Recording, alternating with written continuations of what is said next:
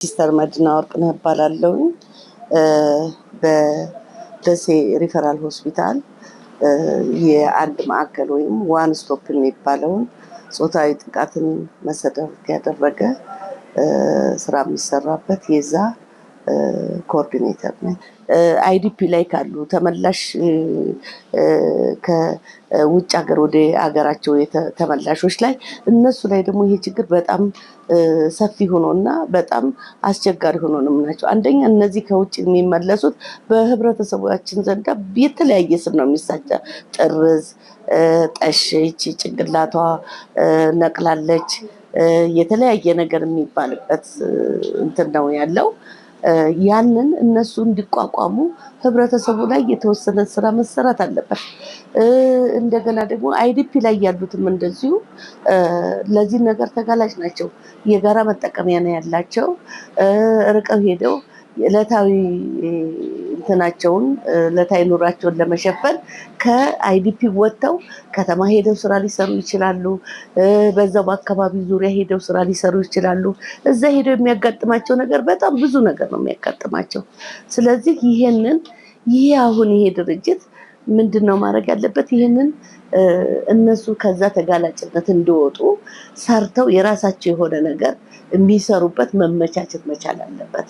ራሳቸውን ቀይረው ከዚህ ከተረጅነት መውጣት አለባቸው።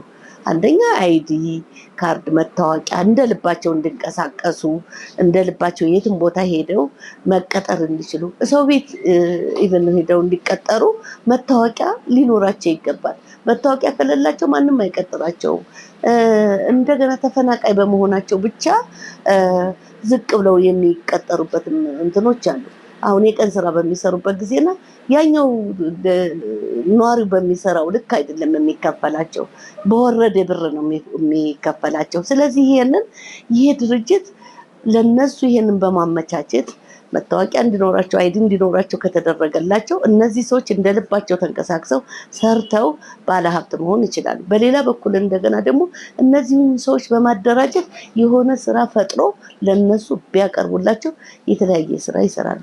በሌላ በኩል ከዛ ከተፈናቀሉበት ቦታ የተለያየ ሙያ ያላቸው ከግብርናቸው ቀጥሎ እንደገና አናጺ ሊሆኑ ይችላሉ፣ ግንበኛ ሊሆኑ ይችላሉ፣ ሌሎች ተጨማሪ የተለያዩ ሙያዎች ያሏቸው በዛ በሙያቸው እንዲሰሩ ደግሞ ይሄንንም ማመቻቸት መቻል አለበት።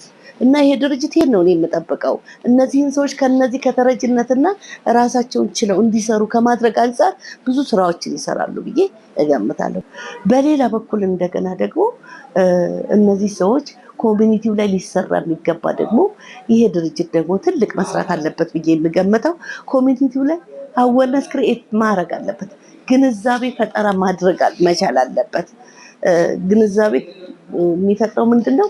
እነዚህ ሰዎች እንደኛ እንደማንኛውም መስራት የሚችሉ መቀየር የሚችሉ ቦታዎች ቢመቻቹላቸው ብዙ ነገሮችን መስራት የሚችሉ መሆናቸውን ለህብረተሰቡ ማሳየት መቻል አለበት።